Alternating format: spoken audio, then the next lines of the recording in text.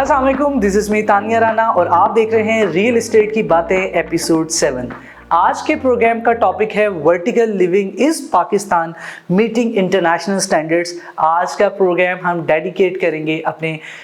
Overseas Pakistanis और international investors को जो पाकिस्तान में इन्वेस्ट तो करना चाहते हैं लेकिन वो अक्सर कन्फ्यूजन का शिकार रहते हैं कि is Pakistan's high rise projects are meeting international standards. So आज के प्रोग्राम में हम इसी पे बात करेंगे। Globally council of tall buildings and urban habitat के मुताबिक वर्ल्ड वाइड जितनी भी टॉल बिल्डिंग्स यानी कि हाई राइज बिल्डिंग्स हैं उनमें से 70% जो है वो एशिया में लोकेटेड हैं। ग्लोबली अगर हम बात करें दुबई, सिंगापुर, मलेशिया, टर्की, ये तमाम वो कंट्रीज़ हैं जिन्होंने हाई राइज में इन्वेस्ट करके इसको सिक्योर और प्रॉफिटेबल बनाया और पाकिस्तान भी इसी डायरेक्शन में अब मूव कर रहा है। यहाँ पे मैं कोट करना चाहूँगी फेमस आर्किटेक्ट फ्रैंक लिलियॉट राइट को, जो कि ये कहते हैं कि building is not just concrete, it's confidence. और ये वही कॉन्फिडेंस है जो आपके ओवरसीज इन्वेस्टर्स के लिए लाजमी है और आज का प्रोग्राम भी हम इसी पे करने जा रहे हैं। आज के प्रोग्राम पे बात करने के लिए हम लोगों ने इनवाइट किया है जनाब फैसल जब्बार साहब को, जो कि यूनाइटेड एक्रॉस के कंट्री हेड है और इसके साथ साथ कुवैत मॉल के प्रोजेक्ट डायरेक्टर भी हैं। अगर मैं आपके एकेडमिक करियर की बात करूं, you are an ACMA with having expertise in project management, strategic control and cost control. और जहां तक बात है इनके एक्सपीरियंस की, he has vast experience in project costing, planning and execution. Sir, सबसे पहले तो हम आपके शुक्रगुजार हैं कि आपने प्रोग्राम के लिए वक्त दिया। थैंक यू सो मच आपका कि आपने इनवाइट किया। सर, पॉपुलेशन एक्सप्लोजन और ग्लोबल जो वर्टिकल ट्रेंड है इसकी वजह से पाकिस्तान में वर्टिकल एक्सपेंशन बढ़ रही है और आपने देखा होगा, स्पेशली अगर हम बात करें मेट्रोपॉलिटन सिटीज़ की, आपको क्या लगता है ये ट्रेंड तो फॉलो कर रहे हैं? क्या स्टैंडर्ड्स भी मीट कर रहे हैं जो ग्लोबल स्टैंडर्ड्स हैं हाई राइज लिविंग से रिलेटेड? देखें, इसमें अगर हम बात करें वर्टिकल के अंदर जो हमारे मेट्रोपॉलिटन सिटीज़ हैं अभी राइट नाउ जिसके अंदर डिस्कशन में आते हैं, कराची है वन ऑफ देम जिसमें हाई राइज का कॉन्सेप्ट स्टार्ट हुआ, इस्लामाबाद है और उसके बाद अभी थर्ड नंबर के ऊपर लाहौर है। इसके अंदर अगर हाई राइज की हम बात करते हैं और वर्टिकल की बात करते हैं तो यहाँ के ऊपर जब तक आप इंटरनेशनल स्टैंडर्ड्स को फॉलो नहीं करेंगे ये सक्सेसफुल नहीं हो सकते, क्योंकि जितनी लैंड है, एग्रीकल्चर लैंड है पाकिस्तान के अंदर ज़्यादा, और वो जिस तरीके से हमारे यहाँ सोसाइटीज़ के कॉन्सेप्ट आए और डे बाय डे वो लैंड डिक्रीज़ होती है और इतनी पॉपुलेशन हमारी होगी जो रूरल टू अर्बन डेवलपमेंट की तरफ मूव कर रही है, उनके लिए एक चैलेंज था कि यहाँ के ऊपर ना तो उनको घर मिलता है और अगर घर की बात करते हैं या प्लॉट की बात करते हैं तो बड़ी एक हाई प्राइस के ऊपर जाके चीज़ें मिलती हैं जो एक आम पर्सन की रेंज के अंदर नहीं होता। तो उसी के साथ साथ जिस तरीके से पाकिस्तान में तेज़ी के साथ इस वर्टिकल कॉन्सेप्ट के अंदर चेंज हुए हैं और मुझे लगता है कि जिस तरीके से अगर हम कुछ प्रोजेक्ट्स को डिस्कस करें या आपकी नज़र में भी होंगे कि वो कम अज़ कम इंटरनेशनल स्टैंडर्ड्स की तरफ मूव तो हो चुके हैं, बट हम अगर बात करें कि 100% की एक्यूरेसी है वो भी नहीं है, क्योंकि पाकिस्तान के अंदर लास्ट 5 ईयर से ये ट्रेंड चेंज हुआ है और इस टाइम पीरियड के अंदर चेंज होने में एक टाइम लगेगा स्टैंडर्ड्स को फॉलो करने के लिए और उस पैरामीटर्स पर पहुंचने के लिए एक टाइम रिक्वायर्ड है। बट अगर हम फिर भी कुछ प्रोजेक्ट्स को देखते हैं तो उन्होंने कुछ हद तक इसे कह सकते हैं 50% स्टैंडर्ड्स को फॉलो किया हुआ है, जो कि हमारे लिए एक अच्छी अचीवमेंट है हमारे पाकिस्तान की इकोनॉमी के लिए, पाकिस्तान के लिए कि हम इस तरफ मूव कर रहे हैं।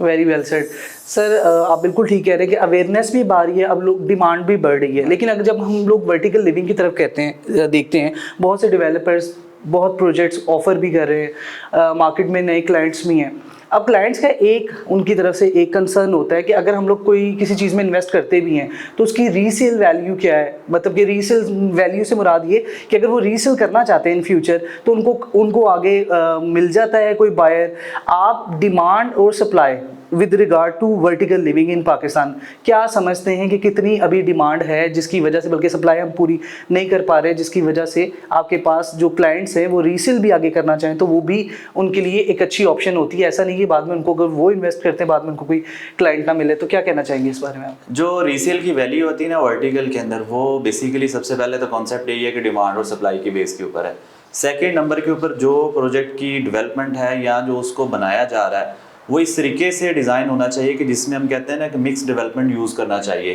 कि ये नहीं है कि अगर सिर्फ रेजिडेंशियल पोर्शन है तो सिर्फ रेजिडेंशियल डाल दिया जाए, वो डेफिनेटली मार्केट के अंदर उस तरीके से आपको रीसेल की तरफ नहीं लेके जाएगा। अगर आप मिक्स यूज़ इन्वेंट्री के कॉन्सेप्ट को यूज़ करेंगे इसके अंदर तो डेफिनेटली रीसेल वैल्यू बनेगी। वो किस तरीके से बनेगी, सबसे की फैक्टर जो इसके अंदर देखा जाता है कि आपकी जो डेवलपमेंट है और आपने जो इन्वेंट्री है वो अगर आप फेज वाइज इशू करें, आप ये ना करें कि वन गो के अंदर आप पूरी की पूरी इन्वेंट्री ओपन कर दें और सारी की सारी सेल आउट कर दें। तब अगर आप सारी वन गो के अंदर अगर सेल आउट करते हैं तो डेफिनेटली रीसेल वाले पर्सन को उसमें कोई बेनिफिट नहीं मिलता। आप स्टेप वाइज लेके जाएं जिसके अंदर आपकी प्राइसेस मेंटेन होगी, फिर आपके प्रोजेक्ट की वैल्यू बनेगी, फिर प्रोजेक्ट के अंदर साथ साथ चीज़ें ये भी काउंट की जाती हैं कि जो प्रोजेक्ट बन रहा है आया कि उसके अंदर जो मिक्स यूज़ इन्वेंट्री का जो कॉन्सेप्ट दिया जा रहा है वो फ्यूचर में किस तरीके से फॉल करेगा। इन सारे कॉन्सेप्ट की बेस के ऊपर रीसेल वैल्यू की जो ना डिमांड और सप्लाई कंप्लीट होती है। हमारा ये मानना है कि प्रोजेक्ट की लोकेशन अच्छी होनी चाहिए, प्रोजेक्ट के अंदर मिक्स यूज इन्वेंट्री होनी चाहिए, फिर उसकी जो सेकेंडरी सेल है जिसको हम रीसेल में कहते हैं कि आज एक इन्वेस्टर ने बाय किया या एक कस्टमर ने बाय किया, उस सेकेंडरी पार्ट के लिए हमारे पास क्या ऐसी अपॉर्चुनिटी हमने डेवलप की है कि उसको लेने के लिए विलिंग हो। उस लेने के लिए विलिंग होने के लिए उसको क्या है कि कमर्शियल के अंदर अट्रैक्टिव नज़र आनी चाहिए, आपकी उस बिल्डिंग के अंदर अमेनिटीज़ होनी चाहिए जो आपकी रीसेल वैल्यू के अंदर बढ़ सकती हैं, आपकी लीगली डॉक्यूमेंटेशन पूरी होनी चाहिए जो आपको उसके अंदर लेके रीसेल में जा सकती हैं। ये वो सारी चीज़ें अगर हम अडॉप्ट नहीं करेंगे तो रीसेल वैल्यू यहाँ पे हाई राइज में नहीं बनेगी। इसको बनाने के लिए हम बीइंग ए डेवलपर होने के नाते हम सबको इसके ऊपर एक एफर्ट करनी पड़ेगी कि हम जो चीज़ दे रहे हैं वो आया है कि डिमांड और सप्लाई की बेस के ऊपर है, आया है कि पब्लिक नीड के ऊपर है, आया कि मार्केट नीड के ऊपर है कि नहीं। अच्छा सर, आपके अपना प्रोजेक्ट है, आपके प्रोजेक्ट में बहुत से ओवरसीज़ क्लाइंट्स भी होंगे। पाकिस्तान में अर्थक्वेक और सिस्मिक जो भी सेफ्टी है, आपको क्या लगता है कि ओवरसीज़ क्लाइंट्स के लिए कितनी क्रिटिकल है, और अगर पाकिस्तान की जो सेफ्टी मेजर्स है with regard to high rise जो भी है तो वो क्या हैं, वो क्या कर रहा है पाकिस्तान इस पे? देखिए पाकिस्तान के अंदर अगर बात की जाए तो पाकिस्तान के अंदर जिस तरीके का एनवायरनमेंट है, जिस तरीके की हमारी लैंड है, हमारे पास अर्थक्वेक का भी इश्यूज़ हैं और काफ़ी सारे चैलेंजेस भी हैं। बट हम अगर इसकी दूसरे एंगल से देखें तो हमारे पास गवर्नमेंट के अदारे हैं। गवर्नमेंट के अदारे एक रेगुलेटरी अथॉरिटी है जैसे कि LDA है या TMA है, ये लोग इन सारी चीज़ों को मॉनिटर करते हैं। इसकी बेस किस चीज़ के ऊपर है कि आपका स्ट्रक्चर कितना स्ट्रॉन्ग है और स्ट्रक्चर की वेट हमारे यहाँ जैसे कि LDA अप्रूवल है, LDA उसकी स्ट्रक्चर भी चेक करता है, उसकी आर्किटेक्ट डिज़ाइनिंग भी देखता है और आया कि देखता है कि लेट से कि ये 20+ स्टोरी के ऊपर जा रहा है, ये इतना बियरेबल है कि अगर अर्थक्वेक का सिस्टम अगर कुछ ऐसा होता है तो ये सिस्टम जो इसमें इंस्टॉल्ड है स्ट्रक्चर इतना बियर कर सकता है या नहीं है। फिर उसके बाद हमारे यहाँ एक कॉन्सेप्ट ये भी चलता है कि हम एक थर्ड पार्टी रिव्यू की तरफ भी जाते हैं जिसके अंदर हमारी इसमें से भी ये वेट मिल जाता है हमें कि आया ये प्रोजेक्ट जो है स्ट्रक्चर ही इतना स्ट्रॉन्ग है कि इस अर्थक्वेक को बर्दाश्त कर सकता है। ये हमारे पाकिस्तान के इंटरनेशनल रूल के पैरामीटर्स के ऊपर ही है। LDA हमारा एक अच्छा अदारा है जो इन सारे पैरामीटर्स को लेके चलता है। फिर प्रोजेक्ट शुरू करने से पहले आपको एक सॉइल इन्वेस्टिगेशन की जाती है, वो भी एक आपका ऐसा पैरामीटर जो आपको बताता है कि बिल्डिंग अर्थक्वेक के लिए इतनी रेजिस्टेंस को बेयर कर सकती है। तो इसी तरीके के साथ अगर आप प्रॉपर पैरामीटर्स को यूज़ करते हैं प्रोजेक्ट बनाने से पहले और उसकी प्रॉपर ऑथेंटिसिटी करते हैं और एक थर्ड पार्टी रिव्यू भी करवाते हैं तो डेफिनेटली आप इस अर्थक्वेक रेजिस्टेंस के चैलेंजेस को भी फेस करते हैं। बट ये एक ऐसी चीज़ है जो अल्लाह ताला की तरफ से आप जितने भी पैरामीटर्स यूज़ करें ये अगर है तो वो होना है। बट इसमें ये है कि हमारे ओवरसीज़ क्लाइंट्स को एक कॉन्फिडेंस मिलता है कि हमने तमाम पैरामीटर्स तमाम SOPs अप्लाई किए हैं और उसके मुताबिक स्ट्रक्चर बनने जा रहा है और इंशाल्लाह आने वाले टाइम पीरियड में ये उनको सिक्योर भी मिलेगा। सर जैसे आपने कंस्ट्रक्शन की बात की तो जो कंस्ट्रक्शन का मटेरियल है, जो कंस्ट्रक्शन के स्टैंडर्ड्स हैं, क्वालिटी है, वो अगर हम कंपेयर करते हैं ग्लोबली, ठीक है, जो भी ग्लोबली प्रैक्टिसेस हैं, आप क्या समझते हैं पाकिस्तान इसमें कहाँ पे खड़ा है? आपको लगता है कि जो आप समझते हैं ऐसा कि ग्लोबल जो स्टैंडर्ड्स हैं उसको हम मीट कर पा रहे हैं with regard to construction quality? देखिए इसमें डिपेंड करता है डेवलपर के ऊपर, आया है कि वो उस सारे पैरामीटर्स कॉस्ट को बियर कर सकता है या नहीं। पाकिस्तान के अंदर आपको A ग्रेड का भी मटेरियल मिलेगा, B ग्रेड का भी मिलेगा, C ग्रेड का भी मिलेगा। ये डिपेंड अपॉन है डेवलपर कि आया कि उसके क्वालिटी पैरामीटर्स को वो पूरा देख रहा है, उसकी लैब के रिव्यू वो करवा रहा है। हमारे यहाँ पाकिस्तान के अंदर अगर हम बीइंग खुद डेवलपर होने के नाते बात करें तो हमने एक कैटेगरी का मटेरियल यूज़ कर रहे हैं जिसके अंदर से बड़ी एक फेमस कंपनी है जिनके QC टेस्ट हैं जो ऑलरेडी अप्रूव्ड हैं हमारे QC डिपार्टमेंट जो पाकिस्तान के हैं या इंटरनेशनली जो अदारे हैं उनके साथ अप्रूव हैं। तो ये सारी वो कॉस्ट है जिसको एक बियर करना पड़ता है फॉर सेफ्टी पर्पस के लिए और मटेरियल की रिलायबिलिटी के लिए। अगर आप ये सारी चीज़ें खुद इसको मैनेज करते हैं और इन पैरामीटर्स पर लेके चलते हैं तो उसमें आपका इन्वेस्टर सेफ होता है, क्योंकि इसकी रीज़न ये है कि जब आप अच्छा मटेरियल यूज़ करेंगे, जो बिल्डिंग की लाइफ लेट से एक छोटी बिल्डिंग है वो 15-20 साल उस मटेरियल के साथ सर्वाइव कर सकती है, तो इसमें अगर क्वालिटी पैरामीटर्स आपने यूज़ किए तो 50 ईयर्स पे भी जा सकते हैं। तो ये सारा कुछ पाकिस्तान में मौजूद है। इंटरनेशनल स्टैंडर्ड्स की बात करें हर है, बट डिपेंड अपॉन कि जो बंदा इसको बना रहा है वो किस एंगल से सोच रहा है और किस वे में लेके जा रहा है, ये डिपेंड उस पर करता है। सर हाइट रेगुलेशंस और जो जोनिंग लॉज हैं वो इन्वेस्टर के जो ट्रस्ट को या फिर कहें कि उसके इंटरेस्ट को कैसे सिक्योर करते हैं? हाई राइज जोनिंग की बात की जाए तो एलडीए के यहाँ के ऊपर बड़ा एक स्ट्रेट फॉरवर्ड लॉ अवेलेबल है। वो कहता है कि अगर आपकी इतने कनाल से ऊपर अगर आपकी एरिया बनता है तो आप हाई राइज कॉन्सेप्ट पे जाते हैं। सेकंड नंबर के ऊपर हम बात करते हैं तो हमारे यहाँ फिर ये लॉज एग्जिस्ट करते हैं कि उनके एनओसीज हैं, जिसके अंदर ईपा का एक एनओसी है, फिर ट्रैफिक का इसके अंदर आ जाता है, एनवायरमेंटल का आ जाता है। हमारे कम से कम अगर ग्राउंड प्लस 15 स्टोरी पे जाते हैं 7 to 10 ऐसे एनओसीज हैं जो इस बिल्डिंग हाई राइज को बनाने के लिए फॉल करते हैं। अब इसके अंदर हम देखते हैं हमारे अदारे क्या देखते हैं कि आया कि यहाँ के ट्रैफिक फ्लो बेहतर है, यहाँ पे अमेनिटीज़ आप देने जा रहे हैं, आया कि स्ट्रक्चर ठीक है, ये वो सारी चीज़ों के ऊपर हमारे रेगुलेटरी अथॉरिटी इस चीज़ को बड़े मैं ये समझता हूँ कि वेल वे में लेके चल रहे हैं। उसके बगैर आपको हाई राइज की अप्रूवल नहीं मिलती है, आप प्रोजेक्ट नहीं कर सकते। फिर जैसे जैसे आपकी स्टोरी ऊपर जाती है तो अप्रॉक्सीमेटली 15 to 20 ऐसे एनओसीज अप्लाई होते हैं जो हाई राइज के लिए। ये मैं समझता हूँ कि अगर इतने एसओपीज हमारे पाकिस्तान में इम्प्लीमेंटेड है और इसको फुलफिल प्रॉपर तरीके से किया जाए तो आपका ये हाई राइज का जो जोनिंग कॉन्सेप्ट है बड़ा अच्छे वे में यहाँ चल सकता है और बड़ा अच्छा जो रिजल्ट्स दे सकते हैं। सर जो फायर फाइटिंग के सिस्टम्स होते हैं और इमरजेंसी इवैक्यूएशन सिस्टम्स होते हैं, आपको क्या लगता है कि पाकिस्तान की हाई राइज कंस्ट्रक्शन में, चाहे वो लाहौर में है, चाहे वो इस्लामाबाद में है, चाहे वो कराची में है, वहाँ पे ऐसी बिल्डिंग्स हैं, ऐसे एरियाज़ हैं जहाँ पे ये सारे ये जो स्टैंडर्ड्स हैं, जो ग्लोबल स्टैंडर्ड्स जो कि ग्लोबली एक्सेप्टेबल भी हैं, जी। उनको मीट कर रहे हैं? हमारे पास ऐसे प्रोजेक्ट्स हैं? हमारे पास ऐसे प्रोजेक्ट्स और काफ़ी ज़्यादा हैं। अगर इसमें बात करें तो आज से कोई 3 इयर्स बिफोर एक गवर्नमेंट की तरफ से एक लॉ अप्लाई हुआ था कि आपने इवन कि आपके घर के अंदर भी आपके सेफ्टी मेजरमेंट लगने हैं। हमारे यहाँ बहुत सारी ऐसी बिल्डिंग है जिसमें आप पैकेजेस मॉल है, लाहौर के अंदर बात करें, एम्पोरियम मॉल है, डोलमन है, वहाँ पे प्रॉपर सेफ्टी मेजरमेंट यूज़ हुए हैं। उसके बाद आपके एलिवेटर्स हैं, आपके एमरजेंसी एग्जिट अवेलेबल हैं, आपके पास फिर स्मोकिंग जो स्पार्कल्स लगे होते हैं वो अवेलेबल हैं। तो पाकिस्तान के अंदर इस चीज़ की तो इस वक्त बहुत ज़्यादा इम्प्लीमेंटेशन है। मीनवाइल अगर हम इसको देखें तो हमारी कुछ ऐसी वेल रिनाउंड सोसाइटीज़ हैं जिसके अंदर से नाम भी लेना मैं पसंद करूँगा। डीएचए है, बहरिया है, लाहौर की मैं बात करूँ तो वहाँ के ऊपर तो आप 5 मरले का घर बनाते हैं तो वो कहते हैं कि आपकी चीज़ें नहीं है तो मैंने उसे नहीं देते आपको। तो ये वो चीज़ें हैं जो हम पाकिस्तान ग्रेजुअली इन चीज़ों की तरफ मूव कर रहा है और आने वाला टाइम पीरियड इंशाल्लाह हम ये देखते हैं कि तमाम एसओपीज़ चीज़ें इसके अंदर डेवलप होंगी। और हाई राइज की हम जब बात करते हैं तो उसके अंदर अगर ये पैरामीटर्स नहीं है तो वो बिल्डिंग आपकी सक्सेसफुल ही नहीं है। इन सारी चीज़ों को जब आप इंस्टॉल करते हैं, लोगों को बताते हैं कि आपके अर्थक्वेक सिस्टम भी इंस्टॉल्ड है, फायर सिस्टम भी इंस्टॉल्ड है, बैकअप भी आपके पास मौजूद है और वो हर चीज़ फैसिलिटीज़ हैं जो आपकी किसी भी नागहानी आफत के लिए आपको जो है ना वहाँ पे डिस्टर्ब कर सकती है। तो डेफिनेटली एक इंटरनेशनल स्टैंडर्ड्स के लॉज के मुताबिक पूरा होता है। अच्छा सर, अगर मैं जो एंड यूज़र्स हैं, आपके जो क्लाइंट्स हैं, उनके पर्सपेक्टिव से पूछूं, एक क्वेश्चन मैं पूछना चाह रही हूँ आपसे। शुरू में जब हाई राइज के प्रोजेक्ट्स को पिच किया जाता है तो उसमें बहुत ज़्यादा एमिनिटीज़ हर चीज़ का जिक्र किया जाता है, लेकिन नॉर्मली एक मिसकंसेप्शन होता है, कहेंगे कन्फ्यूजन है, वो इस रिगार्ड से है कि जो मेंटेनेंस है, पावर बैकअप्स है और after sale service, specially if I talk about this, after sale service और बिल्डिंग की प्रॉपर मैनेजमेंट, उसका जो स्टैंडर्ड्स हैं वो इंटरनेशनल स्टैंडर्ड से compete करते हैं? मतलब किस तरीके से, क्योंकि बहुत से, आपको भी पता है कि बहुत से डेवलपर ऐसे भी हैं जो सेल पे यकीन रखते हैं लेकिन शायद वो प्रोडक्ट डिलीवर नहीं कर पाते, या डिलीवर करते भी हैं तो आफ्टर सेल सर्विस जो वहाँ के रेजिडेंट हैं उनके लिए क्या प्रोटोकॉल्स हैं, आप क्या समझते हैं? ओवरसीज की जब बात की जाती है तो उसका जो कॉन्सेप्ट है कि उसको एक बिल्डिंग मेंटेन चाहिए। फिर अगर जिस तरीके से बाहर रहते हैं प्रॉपर एसओपीज हैं, प्रॉपर मेंटेनेंस है, प्रॉपर बैकअप है, ईच एंड एवरीथिंग है। पाकिस्तान के अंदर अगर बात करें तो अभी ये सिस्टम डेवलप नहीं हुआ उस तरीके के साथ। कुछ प्रोजेक्ट्स हैं जिन्होंने फैसिलिटीज़ दी हैं। नॉर्मली लोग यही करते हैं कि प्रोजेक्ट बनाया और सेल किया और साइड पे नेक्स्ट प्रोजेक्ट की तरफ चले गए।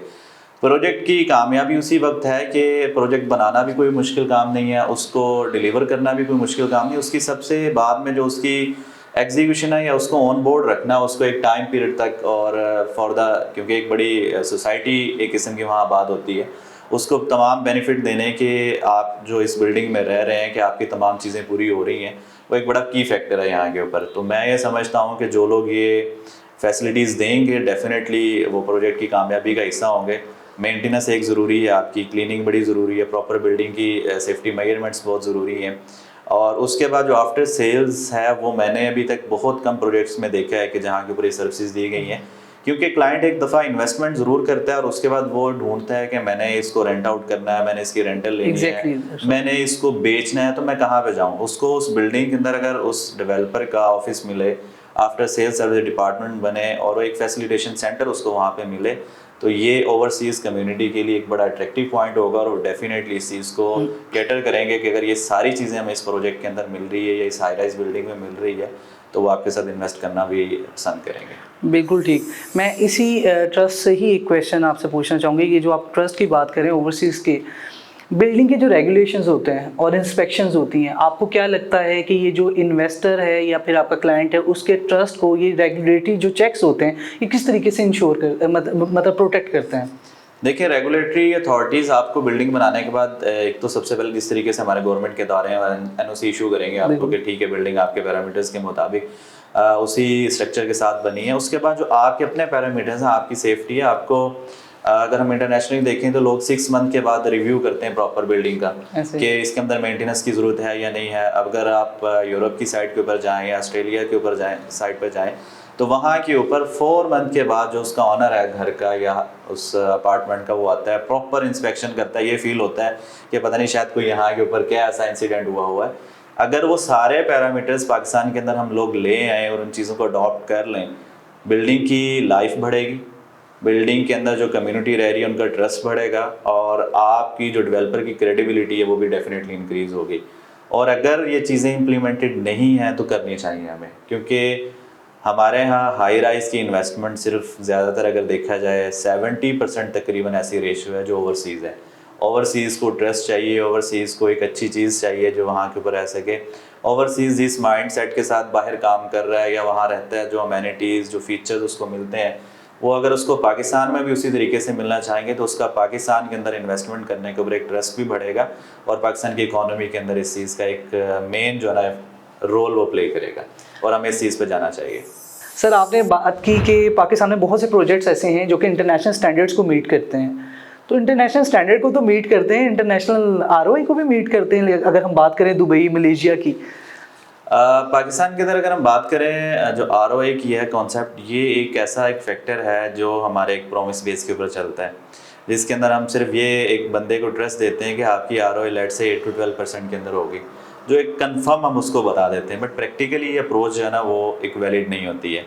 अगर आप बात करें दुबई के अंदर अगर आरओआई की अगर डिस्कशन करें तो अप्रॉक्सीमेटली कोई 5 to 7% के बिटवीन में, जो एक कंफर्म है, जो एक एक्चुअल और रियलिटी बेस के ऊपर है। वहाँ के ऊपर कंपटीशन भी बहुत ज़्यादा है। मलेशिया की अगर आप बात करते हैं तो वहाँ के ऊपर भी तकरीबन इसी के राउंड अबाउट करके एक आरओआई आती है। पाकिस्तान के अंदर जो रेशियो है वो 8 to 12% इस वजह से है कि पाकिस्तान इस वक्त एक ग्रोइंग फेज़ में हाई राइज के अंदर, और अभी कंपटीशन पाकिस्तान के अंदर हाई राइज के अंदर उस तरीके से नहीं है जिस तरीके से दुबई या मलेशिया की आपने बात की कि वहाँ के ऊपर है। तो पाकिस्तान के अंदर आरओआई अभी तो आपको अच्छी मिल सकती है, लेकिन ये डिपेंड अपॉन करता है कि आपकी प्रोजेक्ट की क्रेडिबिलिटी क्या है, डेवलपर की क्रेडिबिलिटी क्या है, प्रोजेक्ट के अंदर अमेनिटीज़ क्या है, प्रोजेक्ट के फीचर्स क्या हैं, ये सारी चीज़ें उसके साथ लिंक हैं। फिर जिस तरीके से हमने बात की थी कि मिक्स यूज़ डेवलपमेंट जो है या मिक्स यूज़ इन्वेंट्री, वो एक इसमें बड़ा एक मानी रखता है। हम ये नहीं कर सकते कि एक ही इन्वेंट्री एक ही प्रोडक्ट को लेके इसके अंदर करें तो आरओआई के अंदर वो कंसेप्ट नहीं देता। लोगों को क्या चाहिए, अगर ओवरसीज़ को बात की जाए तो जिस हाई राइज के अंदर वहाँ बाहर के ममालिक में रहते हैं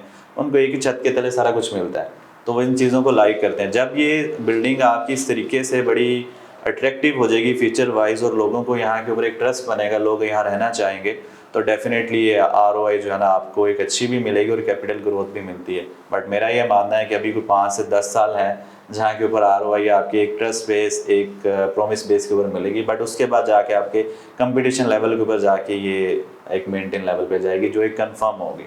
वेरी वेल सेड सर। जैसा कि आपको पता है कि दुबई और सिंगापुर ऐसी हाई राइज की अगर हम रेफरेंस से बात करें, ऐसे मॉडल्स हैं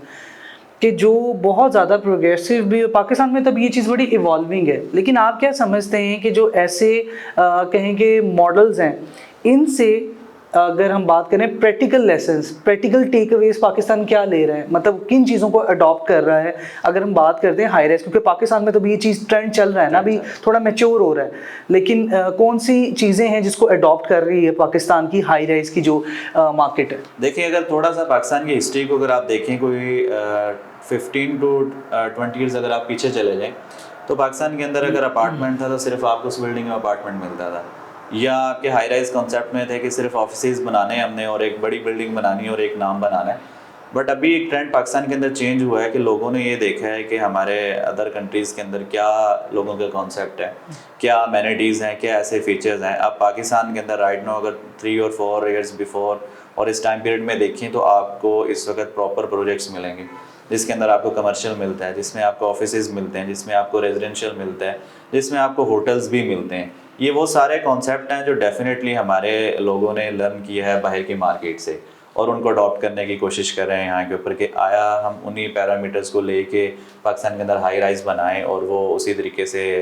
रिजल्ट्स देते हैं। तो ये मैं समझता हूँ कि पाकिस्तान जिस तेज़ी के साथ इस वक्त हाई राइज में कन्वर्ट हो रहा है, उसी तेज़ी के साथ हमारे यहाँ लोग आर्किटेक्चर जो है हमारे यहाँ इंजीनियर्स हैं उन्हीं कॉन्सेप्ट को पाकिस्तान के अंदर भी इम्प्लीमेंट करवाने के लिए कहीं ना कहीं अपना रोल प्ले इस तरीके से करते हैं कि अगर डेवलपर एक बैठता है वो कहता है मैं ये बनाना चाहता हूँ, वो कहते हैं कि हम ये बिल्डिंग बाहर की मैंने ऑब्जर्व की है, उसमें ये पैरामीटर्स हैं, ये फीचर्स हैं, तो हम पाकिस्तान में भी ये चीज़ें दे तो हमारी अट्रैक्शन बन सकती है। तो हम उस कॉन्सेप्ट की तरफ मूव कर रहे हैं right now. Very well sir. Sir अगर मैं लास्ट में, हालांकि मैं इसको एंड करना नहीं चाह रही क्योंकि बहुत फ्रूटफुल डिस्कशन हमारी चल रही है, मेरे लिए तो बड़ा इंसाइटफुल है, तो लेकिन मैं लास्ट में आपसे पूछना चाहूँगी कि हमारे ओवरसीज़ क्लाइंट्स जो कि थोड़े से रिलेक्टेंट होते हैं इसी वजह से कि उनको कुछ चीज़ों की क्लैरिटी नहीं होती है। आई एम श्योर कि आज के इस सेगमेंट से ये चीज़ें काफ़ी क्लियर हो चुकी होंगी, लेकिन आपके जहन में क्या आप लास्ट पैगाम क्या देना चाहेंगे कि आप रिप्रेजेंट कर रहे हैं जो हाई राइज की मार्केट है उसको, आपका ओवरसीज़ क्लाइंट्स के लिए क्या पैगाम है सर? देखिए, ओवरसीज़ कम्युनिटी ही पाकिस्तान में ज़्यादा इन्वेस्टमेंट करती है। उसके लिए ओवरसीज़ के ट्रस्ट को बिल्ड करने के लिए सबसे जो मेन एक फैक्टर है जो मैंने एक रियलाइज़ किया है, हमारे अगर वर्टिकल की हम बात करें या हम रियल एस्टेट की बात करें कि हमारा ये एक प्रॉपर जिसे कहते हैं ना कि ये एक ऑर्गेनाइजेशन नहीं है हमारे यहाँ। अगर गवर्नमेंट थोड़ा सा इसके ऊपर ध्यान दे, इसको एक प्रॉपर एक डिक्लेयर करे कि प्रॉपर ऑर्गेनाइजेशंस होंगी, प्रॉपर उस सेटअप के अंदर ये बैठ के काम करेंगे तो जो हमारे ओवरसीज है उनका एक ट्रस्ट बनेगा। प्लस इसके साथ जो डेवलपर है उसकी क्रेडिबिलिटी को इंश्योर किया जाए कि डेवलपर प्रोजेक्ट अगर बना रहा है वो टाइमली डिलीवर करता है या उस पैरामीटर्स पे डिलीवर करता है, इस चीज़ की इंश्योरिटी चाहिए हमारे ओवरसीज को। फिर उसके बाद उसको एक टाइम डिलीवरी के साथ साथ बिल्डिंग की जो इंफ्रास्ट्रक्चर है, जो स्ट्रक्चर बनाया है, उसकी क्या क्रेडिबिलिटी है, उसके SOPs आया पूरे हुए कि नहीं है, ये भी एक ज़रूरी है। फिर 4th नंबर के ऊपर हाई राइज की अगर हम बात करें तो हमें बीइंग अ डेवलपर होने के नाते हमें ये नहीं सोचना चाहिए कि हमने सारा एरिया सेलेबल एरिया में लेके जाना है, मैक्सिमम पैसा कमाना है। हमें ये सोचना चाहिए कि हाई राइज का ट्रेंड चेंज हो रहा है और इस हाई राइज के ट्रेंड के अंदर रहते हुए हम उस कम्युनिटी को वहाँ पे बात कर सकें। सिर्फ बिल्डिंग बनाकर बेचने का पर्पज़ नहीं होना चाहिए। आप उसके कॉरिडोर अच्छे रखें, आप उसमें वेंटिलेशन सिस्टम दें, लोगों को पता लगे कि वो अब सोसाइटीज़ में जितनी महंगाई हो चुकी है वहाँ नहीं रहना चाह रहे, वर्टिकल के अंदर आके रहते हैं, तो उनको ये सारे बेनिफिट्स मिल रहे हैं, बड़े सिक्योर हैं। फिर उनको आप प्रॉपर जो सेफ्टी मेजरमेंट्स हैं, सिक्योरिटी के हैं, मेंटेनेंस के, वो सारी चीज़ें दें तो डेफिनेटली ओवरसीज़ का ट्रस्ट एक बनेगा। अगर हम दुबई की बात करें तो गवर्नमेंट एक ट्रस्ट देती है वहाँ पे, इन्वेस्टमेंट जिस तरीके के साथ वहाँ करते हैं लोग सिक्योर होते हैं। यही अगर पाकिस्तान के अंदर हमारी गवर्नमेंट कोई एक अदारा बना दे या गवर्नमेंट खुद इस चीज़ की एक रिस्पॉन्सिबिलिटी लेके इसको प्रॉपर एक इंडस्ट्री डिक्लेयर करके इसको एक बेहतर वे में कर दे, तो मैं ये समझता हूँ कि जितना हमारा ओवरसीज़ है वो 100% इस तरीके से ट्रस्ट करेगा। पाकिस्तान एक सेफ़ है, हमारी इन्वेस्टमेंट भी इसके अंदर सेफ़ है। तो मैं अपने ओवरसीज़ को कहूँगा कि जो डेवलपर आपको लगता है कि क्रेडिबिलिटी है, जिसकी एक वेल रिनाउंड है और वो चीज़ें अच्छी डिलीवर कर रहा है, उसके ऊपर ट्रस्ट करके पाकिस्तान एक सेफ़ अपनी जो इन्वेस्टमेंट है वो यहाँ पे कर सकते हैं। सर आखिर में मैं एक बार फिर आपका शुक्रिया अदा करना चाहूँगी। Thank you so much for your time कि आपने इस प्रोग्राम के लिए इतने इंसाइटफुल एक्सपीरियंस के लिए अपना वक्त दिया। थैंक यू सो मच कि आप इस प्लेटफॉर्म के ऊपर जो मेरे पास एक कुछ इन्फॉर्मेशन थी वो मैं शेयर कर सका और हमारे ओवरसीज इस चीज़ को पॉजिटिव वे में लेके पाकिस्तान के अंदर इन्वेस्टमेंट के लिए एक बेहतर रिजल्ट्स दे सकते हैं। Globally high rise real estate इसलिए अच्छा परफॉर्म करता है क्योंकि ये रेगुलेटेड, वर्टिकल और अर्बन सस्टेनेबल सॉल्यूशंस प्रोवाइड करता है। और पाकिस्तान की अगर हम बात करें तो पाकिस्तान में भी चेंज आ रहा है, जिसकी वजह से इंटरनेशनल कंसल्टेंट्स जो मॉडर्न इंजीनियरिंग प्रैक्टिसेस हैं उसकी बेसिस पे और बिल्डिंग मैनेजमेंट जो सिस्टम है एडवांस लेवल पे ले जाके अब ऐसे प्रोजेक्ट डिलीवर कर रहे हैं जिसकी वजह से ओवरसीज क्लाइंट्स का ट्रस्ट भी बहाल हो रहा है और इसके साथ साथ उनको कॉन्फिडेंस और कंसिस्टेंसी भी मिल रही है। फेमस आर्किटेक्ट नॉर्मान फोस्टर के मुताबिक good buildings raise the quality of life and great buildings raise the value of cities. I hope आज का प्रोग्राम आपके लिए उतना ही इंसाइटफुल रहा होगा जितना मेरे लिए था। अगर आपके जहन में भी रियल एस्टेट से रिलेटेड कोई भी क्वेश्चन है तो अभी कमेंट कीजिए। मेरी कोशिश ये होगी कि अगला प्रोग्राम उसी पे हो। This is me Tania Rana signing off.